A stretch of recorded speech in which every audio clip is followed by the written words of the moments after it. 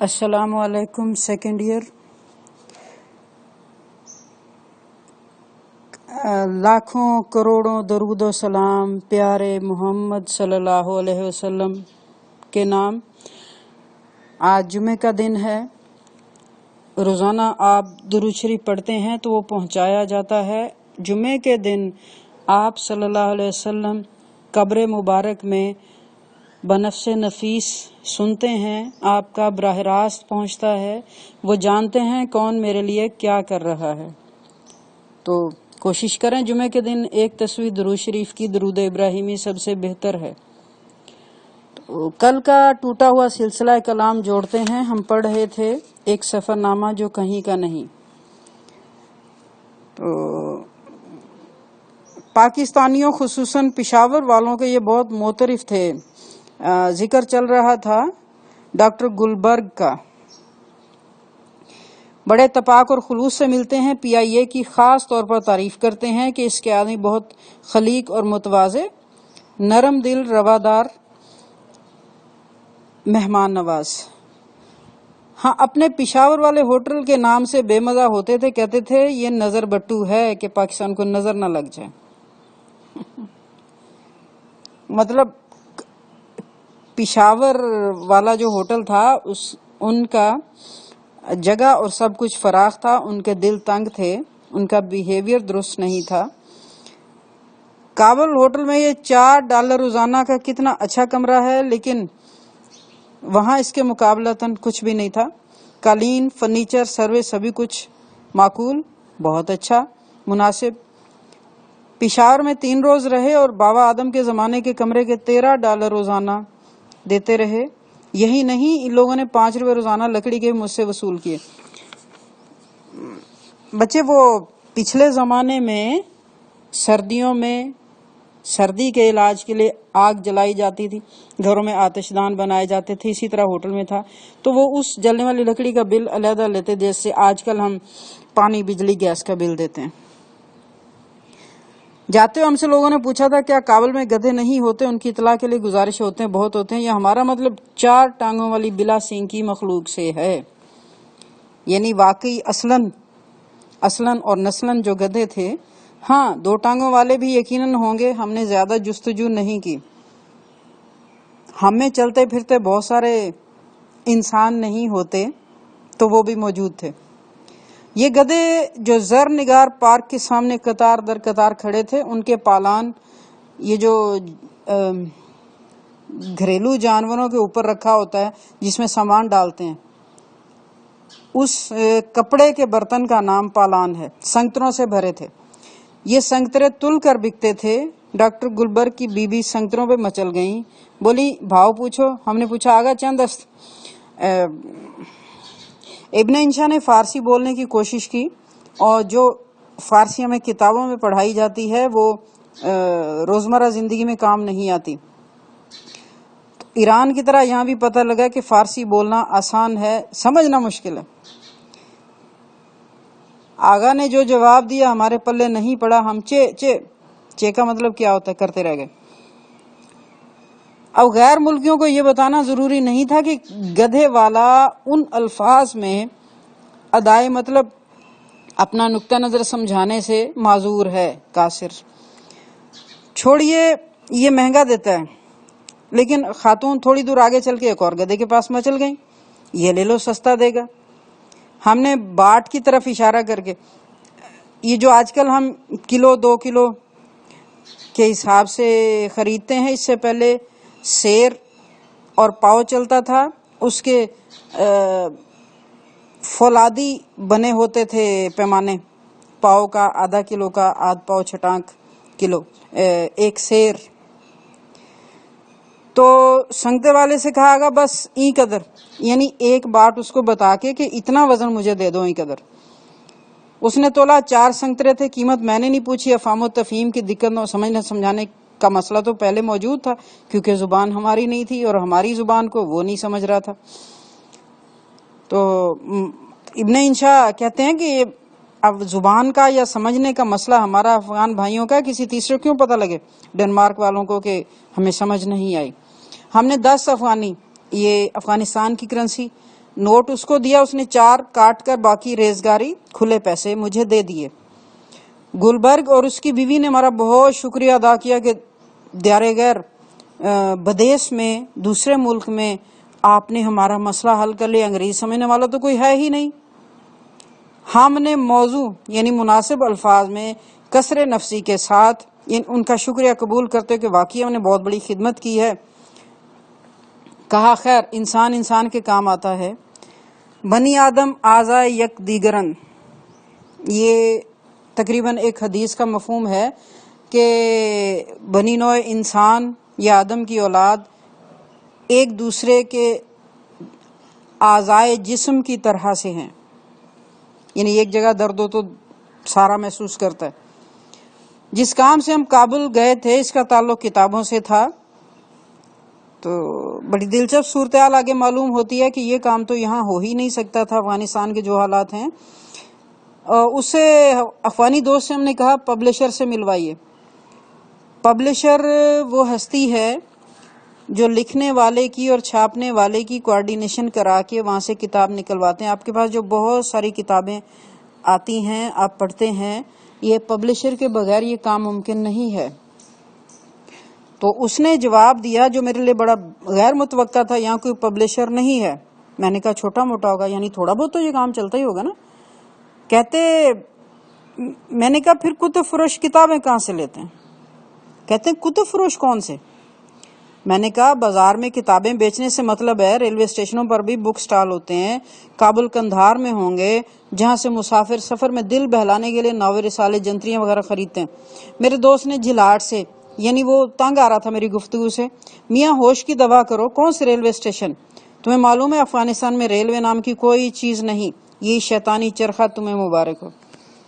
شاید آپ جانتے ہوں کہ جب انگریز برصغیر میں آیا، اس کے ساتھ صنعتی انقلاب بھی آیا، ٹرین بھی آئی۔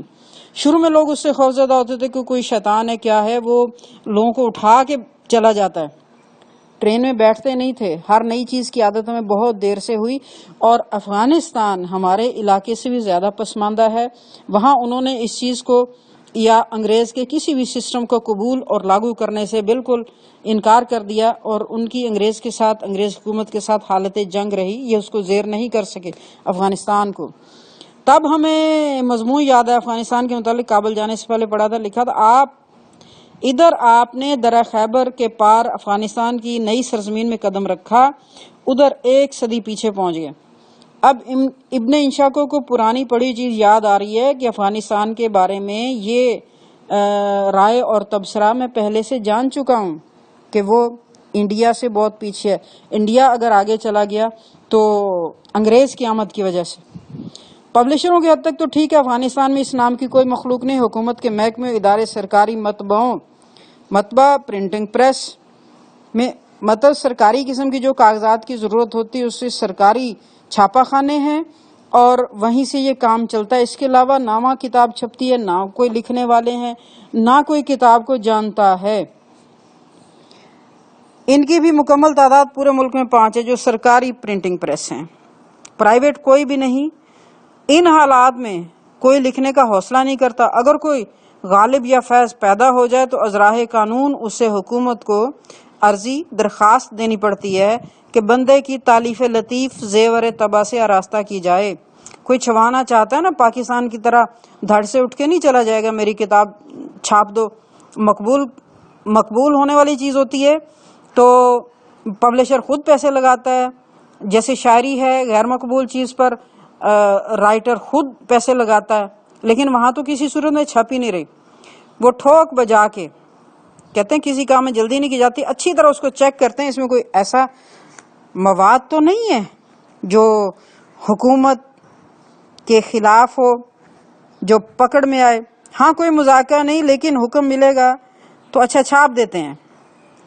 کاغذ طباعت کے پیسے لاؤ، جب چاہو جیسے جی چاہو بیچو۔ نہیں، اگر آپ سارے مسائل کو اور سرکاری اجازت کے بعد چھپوا بھی لیتے ہیں، وہ بکے گی کہیں نہیں۔ مانگ کا یہ حال ہے، یعنی ڈیمانڈ۔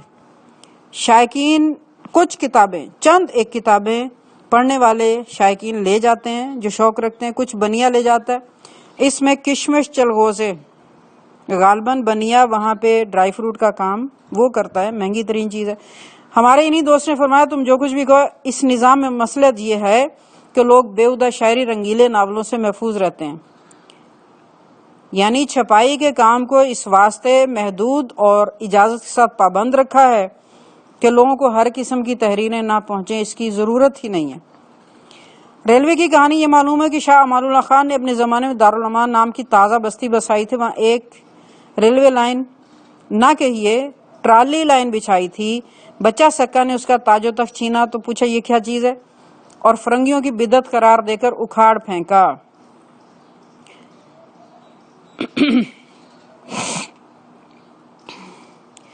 افغانستان کا ایک حکمران جو ماشکی کا بیٹا تھا، ڈاکو بن کر اس نے شاہ امان اللہ سے حکومت چھین لی تھی، اور اس کو بچہ سکا کہتے ہیں۔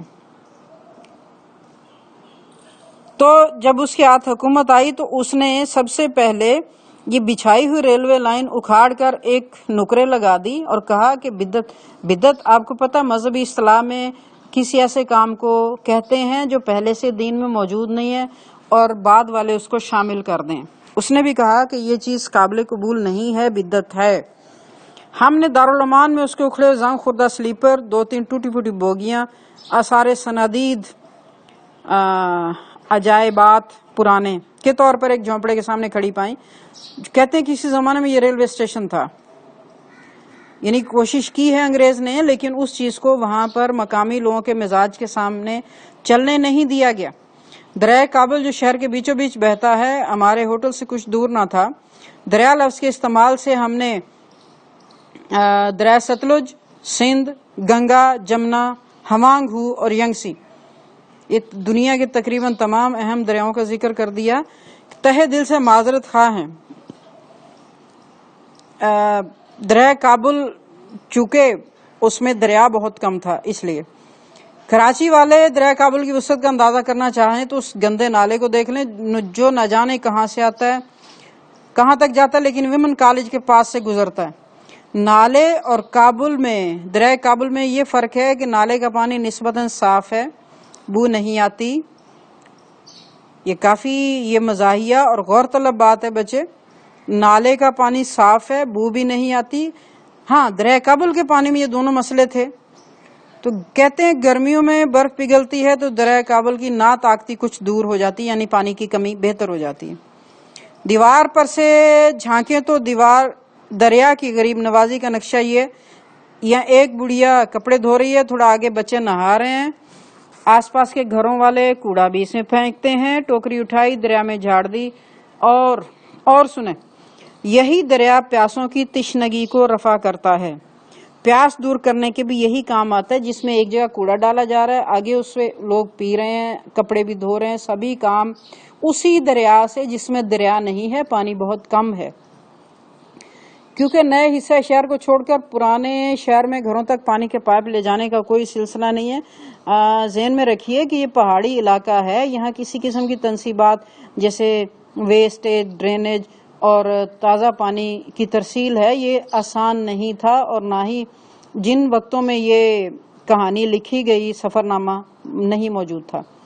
ہتھی والے اور کہیں کہیں دوسرے نلکے البتہ ہیں جن سے محلے والے اپنی باری سے مٹکے کے اور جھجریں بھر لے جاتے ہیں۔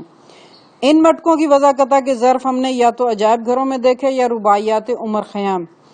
یہ جو شاعری کی کتابوں میں یہ واحد کتاب ہے جس میں چھوٹی چھوٹی نظموں کے ساتھ اس کی تصویری ترجمانی بھی موجود ہے، عمر خیام کی رباعیاں۔ اس میں یہ سراہی ٹائپ برتن ہوتے ہیں، پانی کے مٹکے، جھجریں، یہ چھوٹی سراہی کو بھی کہتے ہیں، اس سے ذرا بڑے ہوتے ہیں، لہٰذا انہیں سراہا کہہ لیجئے۔ ایک طرف پکڑنے کے لیے دستہ لگا دیجئے۔ بے شک اب حکومت پانی پائپوں کے ذریعے گھروں تک پہنچانے کے بندوبست کر رہی ہے، لیکن شہر میں سکوں کا راج ہے۔ مطلب یہ کہ پانی ہر جگہ موجود نہیں، آسانی سے منگوایا جاتا ہے۔ ماشکی اس کو گھروں میں پانی دے کے آتے ہیں، جو پچھلی صدی میں انڈیا میں بھی یہی سسٹم تھا۔ ٹھیک ہے بچے، کل ملیں گے۔